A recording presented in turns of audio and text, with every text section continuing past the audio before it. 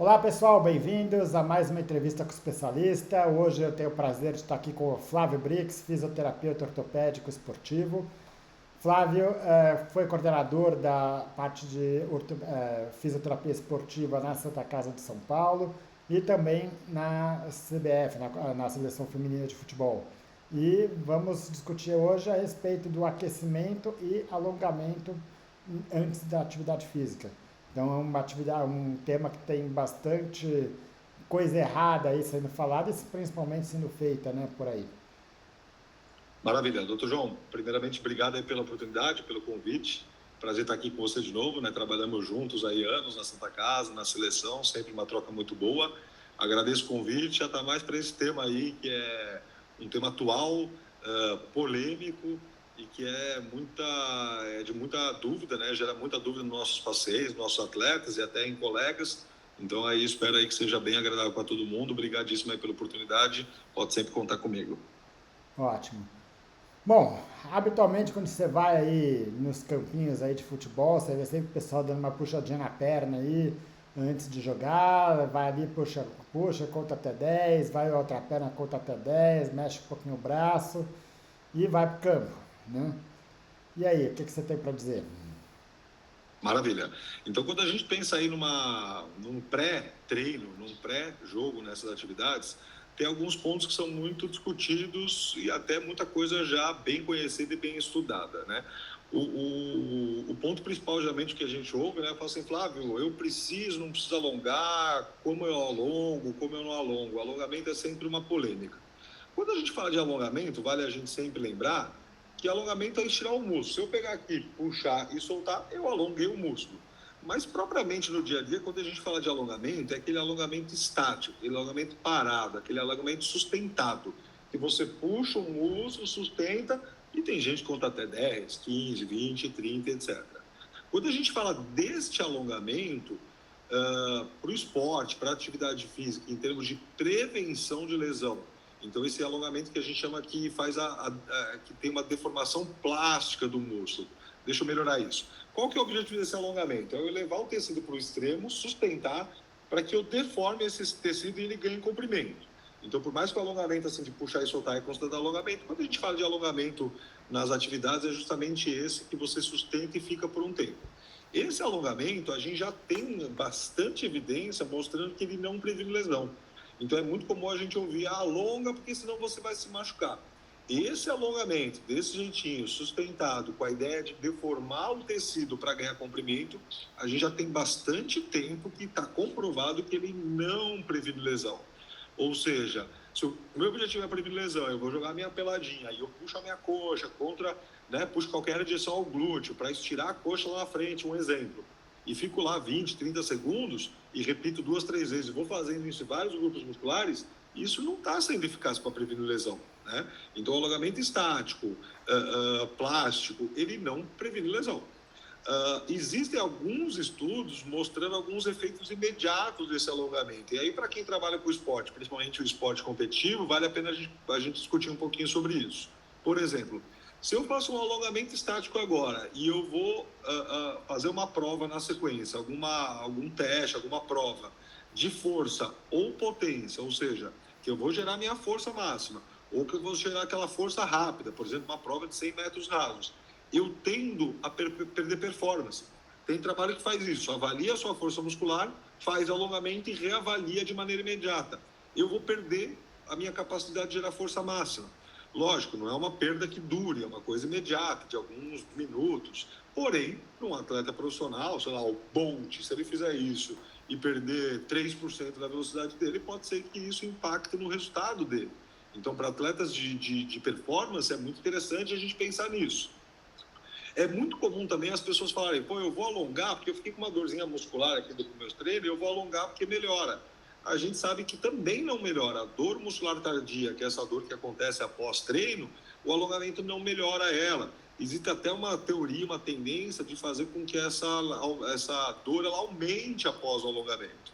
Então, por exemplo, em resumo, o alongamento ele acaba sendo hipervalorizado na nossa área. O alongamento, como eu disse, estático, parado, para deformar. O que é muito interessante quando a gente fala aí de alguma atividade antes do seu treino, do seu jogo, é você fazer um aquecimento, né? Muitas vezes o alongamento está Flávio, englobado. Pois não, antes de partir só para o aquecimento, só para tentar perfeito.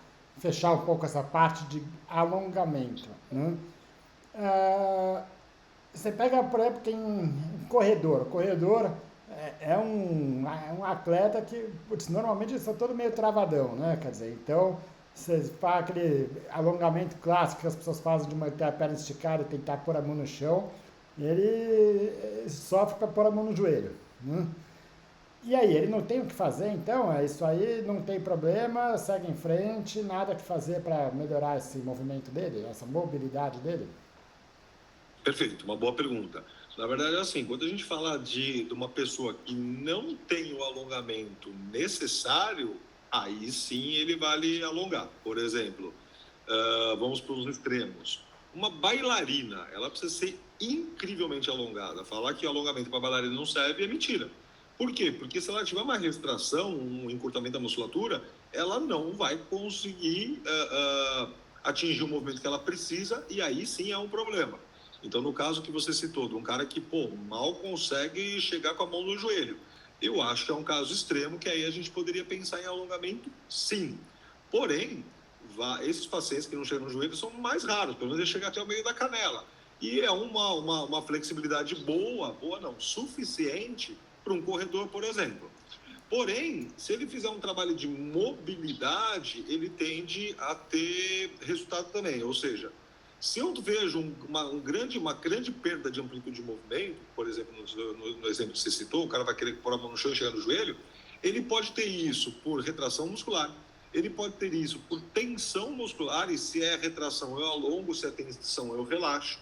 Ele pode ter isso por uma dificuldade de mobilidade articular, e ele pode ter isso, sei lá, por uma fraqueza, alguma coisa assim. Então eu preciso identificar isso. Então, no caso dessas pessoas que têm pouquíssima mobilidade, é sinal de alerta, é óbvio que eu preciso avaliar.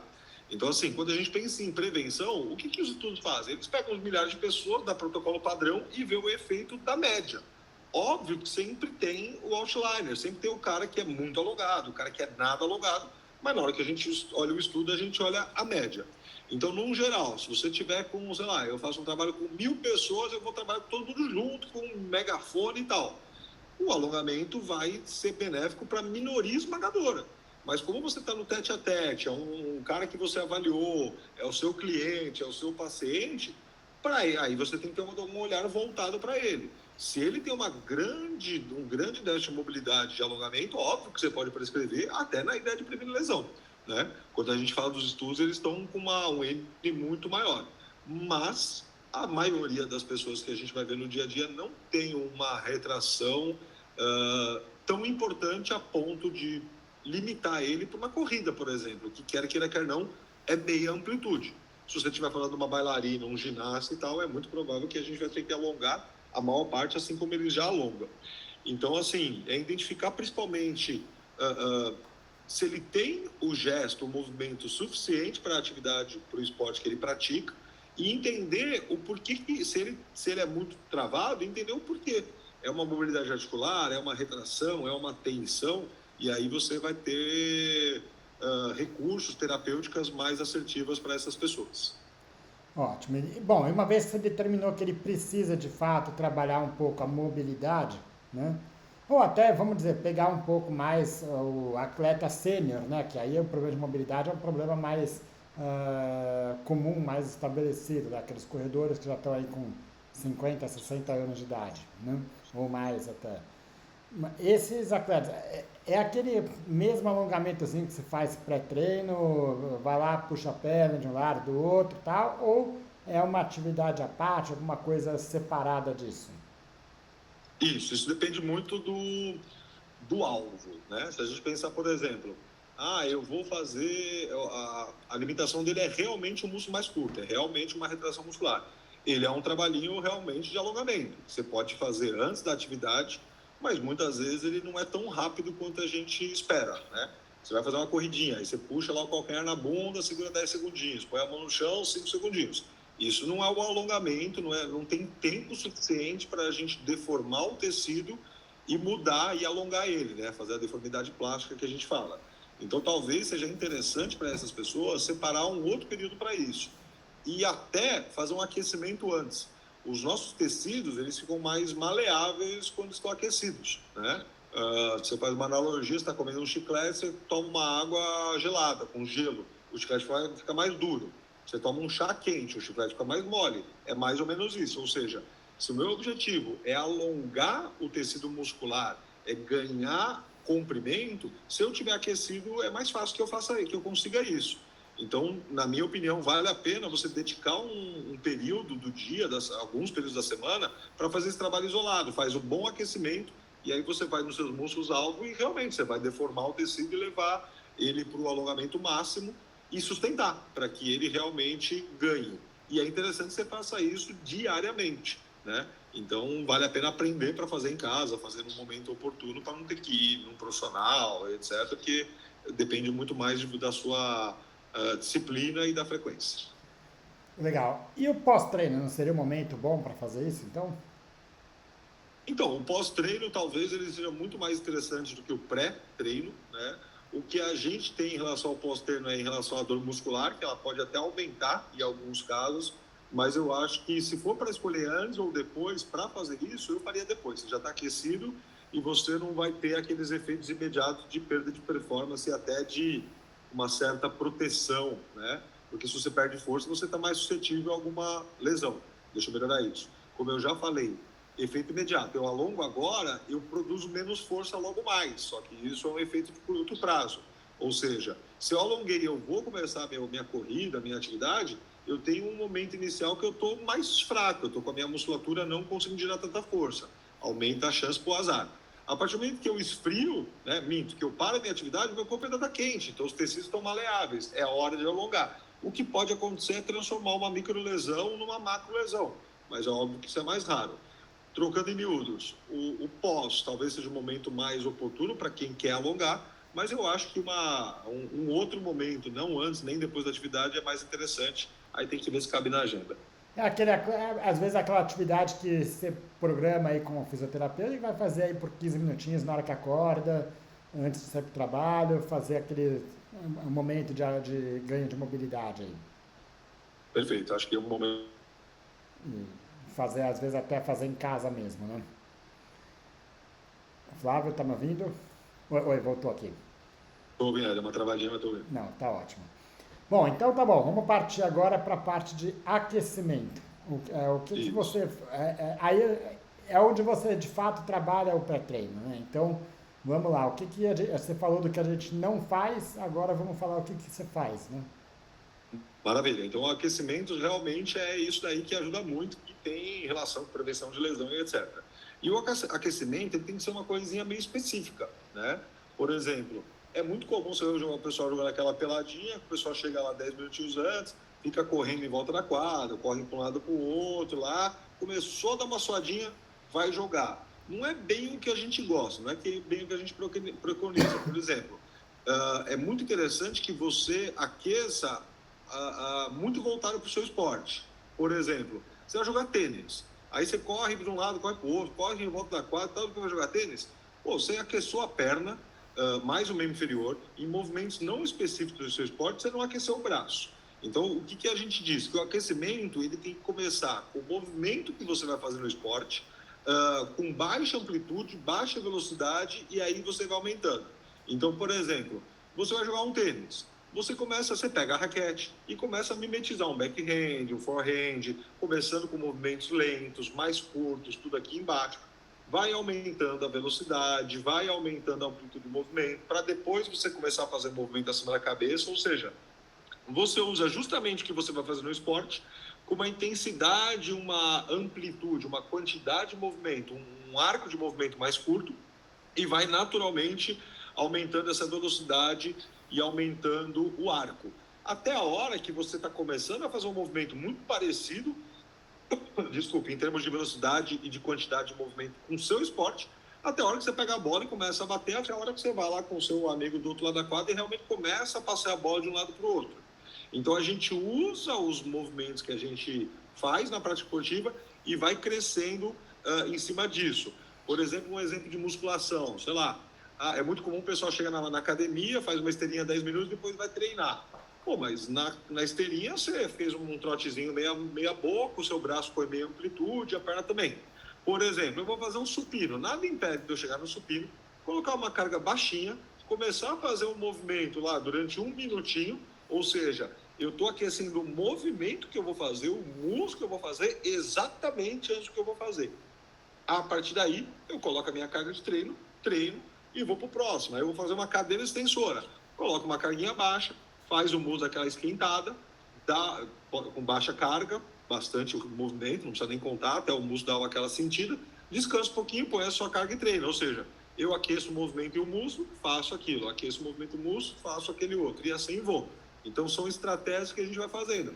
Assim como no futebol, por exemplo. No futebol, correr em volta da quadra é legal? É legal, mas, pô, você não treinou o movimento do chute, que você tem aquela baita abertura da perna. Então, começa com um toquezinho curto, toquezinho mais longo, chute no ar com mais amplitude, pega a bola, começa a trocar a bola, né? Tocar, passar, bater com um amigo seu, até a hora que vocês aumentam a distância entre vocês, até a hora que você começa a correr, deslocando, mudando de direção, ou seja, você vai colocando aos pouquinhos todos os movimentos que você faz no futebol, até a hora que começa a parecer que você está jogando, e aí o treino começa. Nesse exemplo do futebol, por exemplo, existe um programa de prevenção, que é o FIFA 11+, que eles preconizam, a FIFA preconiza que você coloque no aquecimento, ou seja, se você olhar esse programa, ele nada mais é do que um monte de movimento que a gente praticamente faz no futebol, tem corridinha, tem mudança de direção, tem levantar a coxa, tem salto, e lógico que exercícios que realmente são eficazes para a prevenção de lesão, esse é o objetivo, para você colocar no aquecimento, ou seja, você vai fazer um protocolozinho que previne lesão, junto com movimentos do esporte que você coloca no seu aquecimento. Se você olhar a estrutura do programa, é isso. Eles estão aos pouquinhos evoluindo para o gesto esportivo, até a hora que você está mimetizando o gesto esportivo com alta intensidade e amplitude de movimento e fazendo alguns ajustes para que isso te ajude até na prevenção de lesão propriamente dita. Então, assim, é um programa estruturado para impor as demandas do esporte aos poucos.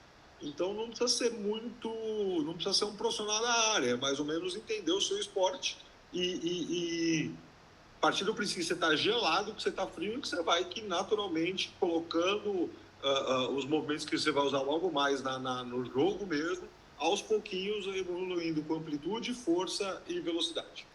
Ótimo. Flávio, agora a gente podia pegar algumas condições pontuais de esportes específicos, né? Ver se você teria alguma recomendação para a gente. Então podia começar com a corrida de rua, né? Muitas vezes você vai lá, dá aquela corridinha prévia, aí está dentro do que você falou, está mimetizando a atividade dele, talvez possa fazer um pouquinho, se é um corredor que já vai querer sair um pouco mais no gás, fazer um pouquinho uns tiros curtos, né? Assim, nada de fadiga, claro, não estou falando de 100 metros rasos, mas uma prova de rua, né?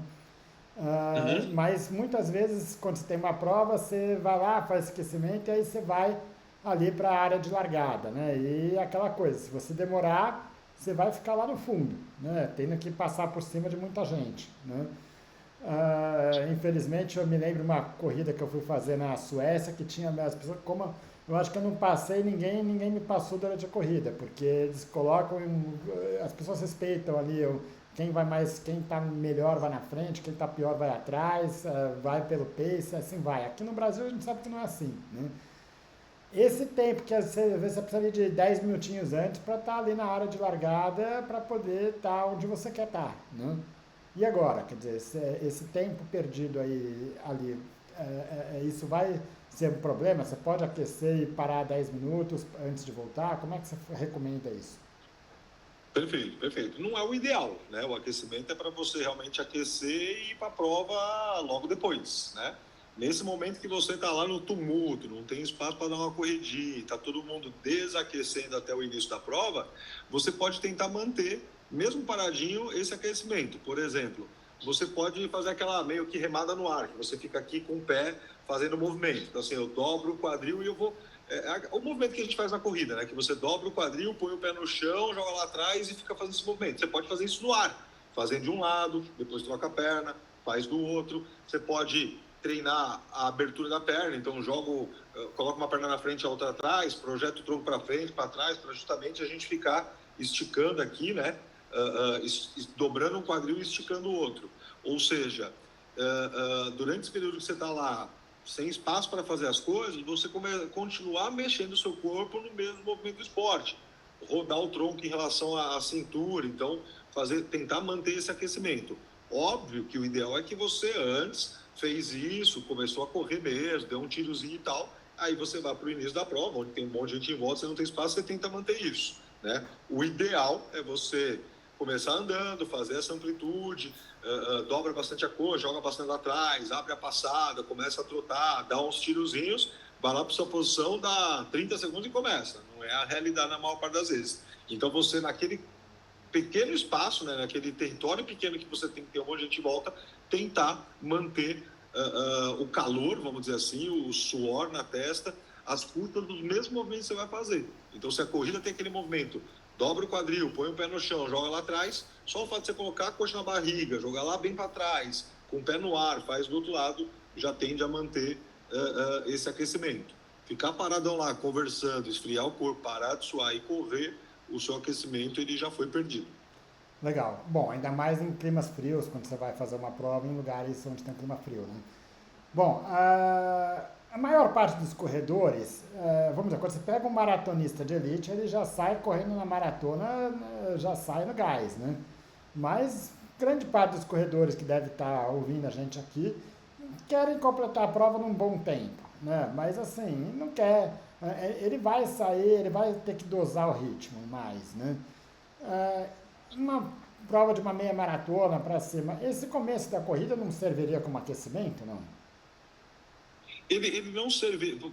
Se a gente partir do princípio, por exemplo, você está parado, vamos dizer que você chegou lá, saiu do carro, ficou lá parado, chegou a hora do estopim do início. O sair correndo já, a não ser que você saísse correndo a 3 km por hora, né? Correndo não, minto. Você sair andando, depois vira um trote, depois vai correndo, aí a gente poderia pensar que é alguma coisa de aquecimento. É muito procurar o que vai acontecer. Você já quer sair num ritmo que você planejou e mantendo. Ou seja, você passar do zero para um trote, muitas vezes já foi muito rápido, né? O simples fato de se você mexer as articulações antes, você não está nem correndo, você está parado, dobrando lá, coxa na barriga, põe o pé perto do chão, raspa o pé no chão, joga lá atrás. Depois faz a mesma coisa. Depois começa a fazer uma passada maior, etc. Para depois começar a trotar, para depois começar a correr, que é o que a gente estava falando, é um estímulo mais interessante. Ou seja, o início da corrida, por mais que, né, você pode usar isso para um aquecimento, partindo do princípio que você não está pensando em performance, teoricamente é uma coisinha mais progressiva, mas o fato de você estar parado frio e já começar a trotar já é muita coisa, já é uma evolução rápida. Então, assim, na minha opinião, não serve. Você teria que fazer algo bem mais brando para depois dar um passo, para depois começar um trotezinho. Legal. Acho que aí, só para lembrar um pouco, você falou muito da parte muscular, que é o que está envolvido com a fisioterapia, mas lembrar que o aquecimento vai mais do que isso. Tem um processo que a gente chama de vasodilatação, onde os vasos que levam sangue aumentam de volume para levar mais sangue para os músculos. Você tem um aumento da frequência cardíaca, então tudo isso faz parte também desse aquecimento, né? Bom, discutimos a corrida, agora vamos pensar alguma coisa no futebol, né? Queria ver duas situações com você. Uma, que é aquele atleta que está no banco de reservas e que tem que estar pronto para entrar, às vezes, sem muito tempo de preparo. Ele vai fazer alguma coisa pré-jogo e depois, com 30 minutos, 35, ele vai ser chamado e aí tem 1 minuto, às vezes, para poder entrar. Alguém se machucou, ele vai ter que entrar no lugar, né? No futebol recreativo, a gente poderia pensar a mesma coisa, aquela coisa, olha, faz 2, troca o time. Então você fez um jogo, aí deu ali 15 minutinhos, saiu, ficou mais 10 minutos fora e aí vai voltar para o campo. O que você pode fazer para tentar preparar esses atletas nesse momento? Perfeito. Isso é uma questão importante. É mais ou menos um princípio parecido. Se você está na sua peladinha lá, perdeu o jogo, ficou 15 minutos esperando o próximo. é não ficar sentado, é não ficar parado, né? Permaneça, sei lá, pode dar uma descansadinha no comecinho, mas sei lá, o jogo tem 15 minutos de média, uns 5 minutinhos, 7 minutinhos antes você levanta, começa a fazer os movimentos de gesto esportivo, começa a dar um trotezinho, mantém o corpo aquecido, né? Você dá uma descansadinha, toma água e já volta. Você sair lá de 10 minutos sentado, 15 minutos sentado, levantar e entrar em quadra, você esfriou novamente, né? Ainda mais se tiver um tempo frio, vai ser mais importante isso. Então, quanto menos você ficar parado, quanto mais você repetir os gestos que você vai trabalhar, melhor é. Assim como no esporte profissional. Às vezes o cara acabou de machucar e não tem nem tempo dele ficar aquecendo muito antes de entrar. Na hora que ele entrar, ele, nesse momento, não ficar igual os outros atletas já estão aquecidos, que a bola está do outro lado, ele está parado olhando, está andando. Fica se movimentando, faz uma corridinha para um lado para o outro, mobiliza as articulações, vai repetindo o gesto no ar e etc. Então, o segredo é não desaquecer, não esfriar. Né? O aquecimento, como você bem falou, aumenta o fluxo sanguíneo, vasodilatação, né? Aumenta a frequência cardíaca e tal. Se você para, tudo isso volta para o basal, volta para o normal, volta para o estado você parado, vamos chamar assim, que a gente chama de basal. Ou seja, para sair daí para um novo aquecimento tem um processo. Então, se você não ficar parado, já é uma boa questão, sempre em movimento, em treinos e esforços submáximos. Ótimo. Voltando um pouco para o que não fazer. Você está lá na seleção feminina, intervalo de jogo. Aí, o que a gente vê muito é aquela pessoa, pô, sai de jogo, dor muscular, alonga, bota gelo. E aí, o que você pode fazer no intervalo? Tá cansado, tá fadiga. O jogo foi pesado no primeiro tempo, já entrou cansado em jogo, né? Aí tá no intervalo, essa pessoa tá com dor muscular ali, né? Quer dizer, e aí? Certo, aí é difícil não ter. Você tá falando no intervalo, 15 minutinhos para entrar em campo no segundo tempo. Não tem muito milagre não, até porque 15 minutos é na televisão, né? Até você sair de campo, chegar no vestiário, o técnico falar e voltar, só no trajeto você perdeu mais 5, não tem grandes intervalos. Então a maior parte desse momento não tem muita mágica não. O atleta chegou lá e saiu meio cansadão, falou, pô, tô com uma dorzinha aqui e ali. Qual que é a rotina, né, para quem não está acostumado? Ele sai, né, do gramado, passam pelo túnel e vão pro vestiário, sei lá, 2, 3 minutos eles estão lá, sendo que são 15 no total. A maior parte chega lá, vai tomar uma água, vai ao banheiro e tal, e daqui a pouco senta para o técnico falar. É um momento sagrado, não é um momento que você vai conseguir influenciar muito. E logo depois é o período de volta ao gramado. Então, se você for ver, os atletas não ficaram muito tempo parados, tem aquele momento que ela está sentadinha lá, às vezes no chão, ouvindo o técnico, né? Do ponto de vista da fisioterapia, estou com uma tensão muscular. A gente vai dar uma relaxada nessa musculatura, vai fazer uma massagem, vai soltar a ponto de dar um conforto e tirar um pouquinho dessa tensão. Colocar uma crioterapia, colocar um gelo nesse momento, eu particularmente não acho muito interessante não, até porque ele vai favorecer o resfriamento, né? Então, eu falo assim, tô com uma dor muscular, vou pôr um gelo e ela vai voltar para o gramado. Primeiro que você não tem tempo desse gelo atuar de maneira importante, de fazer algum efeito, a não ser psicológico. E se você respirar muito tecido, ela vai tender a voltar para o segundo tempo mais desaquecida, né? Então, trocando em miúdos, falando bem sinceramente, não tem muita mágica, não. É muito mais dar um conforto, fazer uma massagenzinha, uma mobilização, dar uma relaxada, o que não vai ter um efeito tão absurdo assim. E aí, geralmente, quando acaba o jogo mesmo, vai para a parte de recuperação, a gente tem mais coisas para fazer. Legal, Flávio. Acho que era um pouco essa discussão, deu para entender bem aí o que fazer e também o que não fazer, né? Queria te agradecer a disponibilidade e contar com você em outros momentos aqui.